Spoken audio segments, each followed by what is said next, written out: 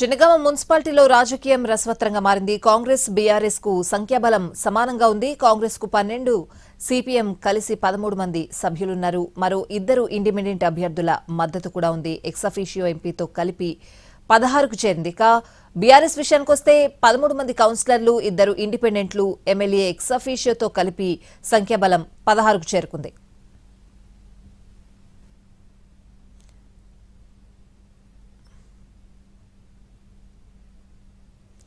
Chairman పీఠం దక్కించుకోవడం కోసం Congress party వ్యూహాత్మకంగా అడుగులు వేస్తోంది. అందులో భాగంగా 2 ఎమ్మెల్యేలను కూడా అబ్జర్వర్లుగా నియమించింది. ఓవరాల్ గా అప్డేట్స్ అడిగి తెలుసుకుందాం. మా ప్రతినిధి భాస్కర్ లైవ్ లో ఉన్నారు. భాస్కర్, జనగామ మున్సిపల్ చైర్మన్ ఎన్నిక అనేది రసవత్తరంగా మారింది. ఇక్కడ రెండు పార్టీలకు కూడా బీఆర్ఎస్ కాంగ్రెస్లకు రెండు పార్టీలకు కూడా సమాన సంఖ్యాబలం ఉండడంతో నిన్న ఒక గందరగోళ పరిస్థితి నెలకొన్నది. ఒక ఉద్రిక్త పరిస్థితి నేపథ్యంలో రెండు పార్టీల మధ్య లాఠీ చార్జ్ వరకు కూడా దారితీస్తుంది. రెండు పార్టీల నేతలను కానీ కార్యకర్తలను కానీ అదుపు చేసేందుకు పోలీసులు లాఠీ చార్జ్ చేయాల్సి వచ్చింది. అయితే ఈ ఆందోళనలో ఉద్రిక్తల నేపథ్యంలో ఈ రోజుకు ఎన్నికను వాయిదా వేశారు. అయితే ఈరోజు ఉదయం 12 గంటలకు, ఈరోజు మధ్యాహ్నం 12 గంటలకు చైర్మన్ ఎన్నిక జరుగుతుందని చెప్పేసి ఆర్డీఓ గోపీరామ్ ప్రకటించి ఉన్నారు. అయితే ప్రకటించిన నేపథ్యంలో ఈరోజు ఏం జరుగుతుంది? నిన్న రెండు పార్టీలకు కూడా సమాన బలాలని జనగామ మున్సిపాలిటీ సంబంధించిన బలాబలానికి ఒకసారి పరిశీలిస్తే కాంగ్రెస్ పార్టీ 12 స్థానాలను గెలుచుకుంది. వాళ్ళ మిత్రపక్షమైన సిపిఎం ఒక స్థానాన్ని గెలుచుకుంది. దీంతో 13కు ఆ పార్టీ బలం చేరింది. బీఆర్ఎస్ 13 స్థానాలు గెలుచుకుంది. ఇండిపెండెంట్లు 4, మొత్తం 30 స్థానాలకు గాను 4 ఇండిపెండెంట్లు, రెండు పార్టీలకు కలిపి 13 స్థానాలు వచ్చాయి. అయితే ఈ నేపథ్యంలో ఎక్సాఫీషియో ఓట్లు కీలకమయ్యాయి. కాంగ్రెస్ పార్టీ అనూహ్యంగా భువనగిరి ఎంపీ చామల కిరణ్ కుమార్ రెడ్డిని ఇక్కడ నమోదు చేయించడంతో ఎన్నిక అనేది రసవత్తరంగా మారింది. స్థానిక ఎమ్మెల్యే పల్లా రాజేశ్వర రెడ్డి ఇక్కడే ఎక్సాఫీషియో ఓటు నమోదు చేసుకున్నారు. చర్యలో నమోదు చేసుకుంటాడని భావించినప్పటికీ కూడా ఇక్కడే నమోదు చేసుకున్నారు. అయితే ఈ ఇద్దరు, ఒక ఎంపీ ఎమ్మెల్యే, 2 ఎక్సాఫీషియో ఓట్లు కావడంతో ఆ పార్టీకి ఒకటి, ఈ పార్టీకి ఒకటి, 2 ఎక్సాఫీషియో ఓట్లు.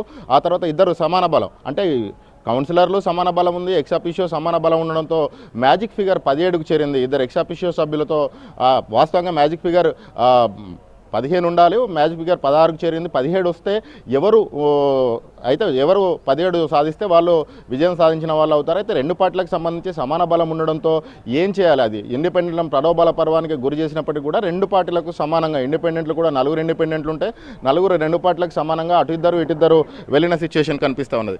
ఈ నేపథ్యంలో ఎన్నిక వాయిదా పడింది. వాయిదా పడ్డ తరుణంలో నిన్న జరిగిన ఘటనలను దృష్టిలో ఉంచుకొని జనగామ పట్టణంలో పోలీసులు పెద్ద ఎత్తున మోహరించారు. దాదాపు 1000 మంది పోలీసులతోటి పటిష్ట బందోబస్తు ఏర్పాటు చేశారు. ఇప్పటికే ఒకసారి మాక్ డ్రిల్ నిర్వహించిన సిచ్యువేషన్ అయితే కనిపిస్తూ ఉన్నది. పట్టణం మొత్తం కూడా 144 సెక్షన్ విధించారు. పట్టణంలోకి ఎవరు రాకుండా ఆ పార్టీ కార్యకర్తలు కానీ, అటు బీఆర్ఎస్ ఇటు కాంగ్రెస్ పార్టీల కార్యకర్తలు కానీ, ఇంకా ఇతరులు ఎవరు వచ్చినా కూడా క్షుణ్ణంగా పట్టణంలోకి ఎంటర్ అయ్యే ప్రతి రహదారి వద్ద కూడా చెక్ పోస్టులు ఏర్పాటు చేసి మరి 3 అంచెల భద్రతా వ్యవస్థను సిటీలో కూడా ఏర్పాటు చేసిన సిచ్యువేషన్ కనిపిస్తూ ఉన్నది. రిజర్వ్ పోలీసుల సాయం కూడా తీసుకున్నట్టుగా మనం విజువల్లో చూడొచ్చు. భారీ ఎత్తున అసలు ఒక మాక్ డ్రిల్ నిర్వహించారు. ఈ నిర్వహించిన నేపథ్యంలో ఎప్పుడు ఏం జరుగుతుంది, అసలు ఇంత ఉద్రిక్త వాతావరణం ఉన్న నేపథ్యంలో ఈరోజు ఎన్నిక ఏం జరుగుతుంది? రెండు పార్టీలకు సమాన బలం ఉంది. ఈ బలం ఉన్న నేపథ్యంలో రాత్రి ఏమైనా జరిగిందా? రాత్రి ఏమైనా అద్భుతం జరిగితే ఇండిపెండెంట్లు ఎవరైనా ఆయారం గయారం లాగా మారితే ఏదో ఒక పార్టీకి ఫలితం వచ్చే అవకాశం ఉంది. లేకపోతే రెండు పార్టీల మధ్య 5 చీటీలను రాస్తారు. 5 రెండు పార్టీల అభ్యర్థులు ఎవరైతే ఉన్నారో, ఇటు కాంగ్రెస్ పార్టీ ప్రతిపాదించిన చైర్మన్ అభ్యర్థి పేరును, అటు బీఆర్ఎస్ ప్రతిపాదించిన చైర్మన్ అభ్యర్థి పేరును 5 చిట్టీలు రాస్తారు. 5 చిట్టీలు రాసి 5 చిట్టీలను ఒక దగ్గర వేసిన తర్వాత దాన్ని డ్రా తీస్తారు. ఆ డ్రాలో ఎవరి పేరు వస్తే వారు చైర్మన్గా ఉంటారని చెప్పేసి అయితే ఒక ప్రతిపాదన ఉంది. అది నిజంగా కూడా మున్సిపల్ యాక్ట్ ప్రకారం కూడా అదే జరిగే అవకాశాలు కనిపిస్తున్నాయి. సమాన బలం వస్తే ఇదే జరిగే అవకాశాలు అయితే కనిపిస్తూ ఉన్నాయి. అయితే మరికొద్ది గంటల్లో దీనికి సంబంధించిన చైర్మన్ ఎన్నికకు సంబంధించి సమావేశం కానున్నారు. ఈ సమావేశం అవుతున్న నేపథ్యంలో నిన్నటి ఘటనలను దృష్టిలో ఉంచుకొని ఎప్పుడు ఏం జరుగుతుందనేది ఒక ఉత్కంఠ నెలకొన్నది. ఎవరు చైర్మన్ అవుతారు అనేది కూడా ఒక ఆసక్తి నెలకొన్న